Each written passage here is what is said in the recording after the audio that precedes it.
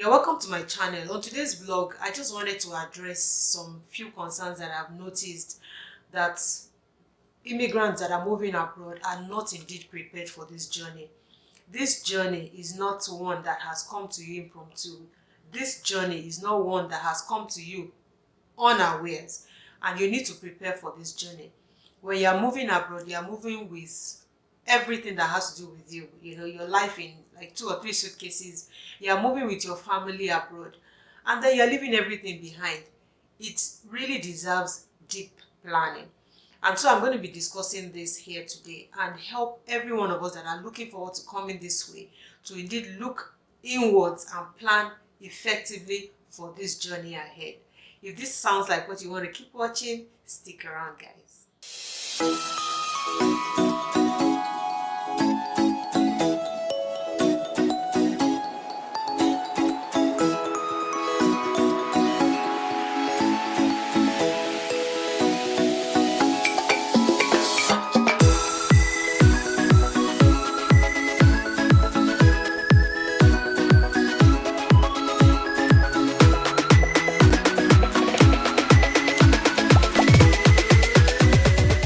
The first thing I will mention here is that moving away from your comfort zone. It is your comfort zone, right? But you're moving away from that comfort zone. It is really something that desires you to have planned ahead of time. You're moving to maybe somewhere that is unknown. Sometimes you have family or friends abroad where you're moving to. Sometimes you don't. And if you don't, or wherever you fall into, everything requires planning. Take for instance, you are traveling on a vacation. Won't you plan your trip? You're buying your tickets ahead of time. You're booking your reservation. You're trying to maybe make tour plans for you to be able to enjoy that 2 or 3 weeks vacation.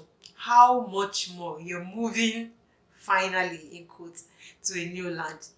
This is even beyond preparation. So you must do all the needful and check all the boxes so that you're not stranded, you're not just left in the dark, or you're not doing something that you eventually look back and regret this trip. The first thing I'll mention is that you need to look at, everything that surrounds you. Are you ready? You must ask yourself this deep question. Ask your family members that are moving with you. Are you all ready for this trip? Sometimes the excitement makes us forget. But I know that you might not really know what is on the other side. But you must understand that when you are moving, it takes all the planning that needs to be checked.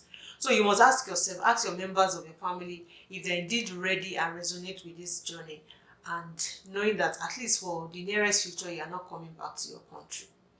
If you have checked that box, then you must begin to put all the documents in place. Moving abroad also is financially consuming. So you must have the resources. You must have the resources. I can't overstress this. You can't come here and say you probably, in fact, do you want to sleep on the street in the snow? Especially if you come around that time.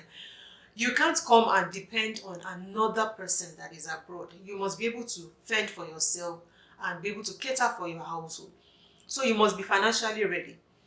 There are all the requirements on the Canada website that you would find that will help you know, based on your family side, the proof of funds that you require for that family size, and then you begin to put them in place. I would suggest that because of the inflation that is going on around the world, that you probably get your proof of funds in USD. So that keeps it locked without it depreciating. That being said, make sure that you have all those POF or the funds that you require, and even much more, because you're still going to buy tickets. You are then going to go into the application proper, and for that application you are paying for so many fees. You are starting off with your credential check, so that's like a milestone. So you are putting iterations to your plans. So you want to make sure that you are also verifying your credentials, because that is also a need, a requirement, and that also keeps going up by the year, because these days they know that so many people are trying to move abroad. Maybe that's why everything has gone up, but that doesn't make you want to pay that money again and again if you don't prepare for it. So all the things that you need to do, of course, your school will be sending your transcript, and they'll be verifying that you indeed went to that particular school, and all those checks that needs to be done for you to eventually have your credential passed. So you have to start planning to write your IELTS, which is your English language test. You require it for you to be able to move into Canada. So, and I hear that is not cheap. It is very expensive. So that will probably be part of your initial plans that you need to do. So you have to prepare. So you don't throw that money away and write it again. I know it's not easy, but you have to really prepare to be able to, just hit it at a first go. But in between those processes, it takes a while. So I would suggest that you, at that point, begin to, just really dig deep into the Canada website and begin to see all the things that you need to put in place ahead of time, because you're still going to pay some more fees, and begin to save. If you indeed have agreed with your family that you're moving abroad, this is not the time to start changing house or start buying car or start buying or making big investments, because you need that money to be able to settle here. Cost of rent here in Canada for a month is more than your yearly or annual rent. For instance, in Nigeria, you're even paying way more. So you can imagine if you can't even afford to pay that, because I know people stress to pay an annual rent, even in Nigeria, for instance, and you want to pay that equivalent or even more in Canadian dollars every month, especially if you haven't started earning an income when you land. It is a big jump from where you're coming from. So you must be prepared. As you cross each milestone of your deliverables or the things that you need to check from all your plans, begin to make sure that the next plan is also in sync with the first one. So you're moving in a fluid fashion into the next plan without losing track. So you don't want to sit still, which eventually will take you to making the application on the Canada website. So you are applying for the province that you are moving into, and ensure that you are reading very carefully all the requirements for that province. So don't assume that because you have the funds available, everything goes in sync. You must be able to check exactly if you are coming in as maybe a project manager. You want to check that the requirements you are meeting based on the many years of experience, based on your credentials, your age, whether you have a master's degree, all those points you're checking, and ensure that you are meeting up. Otherwise, don't go and dash Canada your initial application fee, because it doesn't get refunded. So you look at all those process. I know it keeps evolving by the year. It's so different from when I moved. So you want to check, take time, and it requires you to be very patient to be able to see all that is required, and then make sure that you are checking all the boxes. Then, of course, ensure that your money is intact.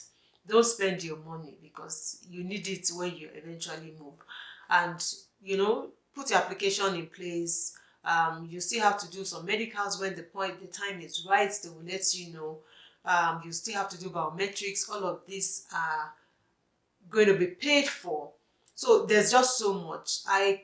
For us at the time, I think we spent close to about 3 million plus for all our application, and I know it would have doubled right now because of the exchange rate, and because of all the costs that are associated with all the other fees that you need to pay, that has actually gone up.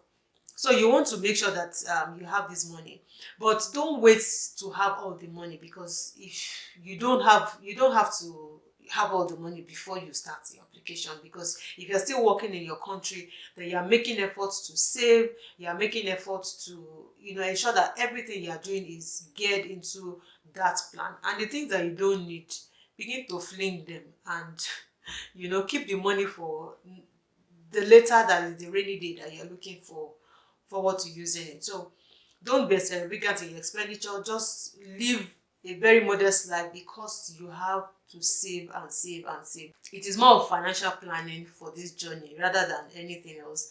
I know the emotional part is also there, because you have to be psychologically ready. It can drain you, because when things are also not coming in place, it holds you to ransom, because you are also unable to take other steps in your current life, because you are expectant, especially when you are putting your application, and you are just waiting months into months, and Your profile is not changing. It's not even telling you that anything is looking favorable to your direction, right?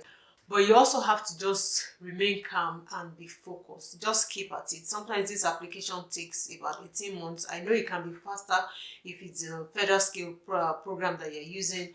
If you're coming through the provincial, it might be maybe longer. Things have changed, so you also must understand the process as at now, 2023. Then I want to fast track to you eventually receiving your or being approved, and then you eventually get your visa. You know that you're moving, right? And you want to make sure that everything is in sync. While you're also preparing, you're preparing the documents that you're bringing. Ideally, the proof of funds is to be able to cater for you for about 3 to almost 6 months or thereabouts, if in case you don't have a job as at when you land, because it varies for different people. Sometimes some people are here in a month, 2 months, they don't find jobs, or even more. And some can actually have found jobs. Some people actually find jobs before they land here in Canada. Categories are different. It can be different for you, but don't assume and just say you are fating it that you will get job. What if you don't get the job? I know families that have landed on almost 0 POF, and they just, well, maybe lucky that they were not asked to declare at the point of entry, which they do randomly. But you also want to be guided so that you don't get sent back to your country after all this that you have done. I know it's not easy to put this money together, but what is worth doing is worth doing, and worth doing well. So you must be prepared. And most importantly, apart from the emotional preparation, is the financial, which is going to take so much of you. It's going to drain you. It's going to exhaust you. And then you're looking for funds to be able to, come along with for you to settle. Of course, when you're also coming or you're planning to come, I would advise, because you already know that you're going to come. Sometimes you would have bought your tickets a month or 2 months ahead of time. Begin to look for jobs in Canada or the province that you are going to land into. Begin to look for jobs. Don't wait. That's part of the preparation. Don't wait until you land. Because what's the guarantee that you also get immediately? But if you begin to prepare, just go to the website, check the jobs or the companies that are recruiting here, check what jobs they have, begin to apply for those jobs. Then it helps you prepare, mentally ready for the new country that you're moving into. So you're not also in shock. Don't forget that when you land, you're also having time difference shock, right? And you're going to almost have wasted almost 2 weeks trying to adjust, then trying to do the first steps for new immigrants, the process you're seeing, your bank account, you're booking appointments for the immigration, the newcomer center. You're doing so many things, which this can actually consume you, that you will not be able to start looking for a job. And then you're also looking for accommodation. So searching for accommodation is also another concern for immigrants. In fact, right now, the cost of housing has gone up. It has actually gone up, and we don't know what is driving it. But it's difficult for immigrants to find accommodation because, one, the owners of the property are asking if you have a job. And I know that when you land, new immigrants, you don't have jobs. It's difficult for the landowners, the homeowners, to also give immigrants homes because they want to be sure that they can pay their rent. But if you actually are renting from property companies, then it might be a bit easier, although you'll probably be in queue because there are so many of you on that queue that have applied before they can approve you for that accommodation. So there are just so many things going on. You can be lucky if you found home right away when you land, or even before you land. I would also suggest that you start searching right from your country. Begin to search for accommodation here.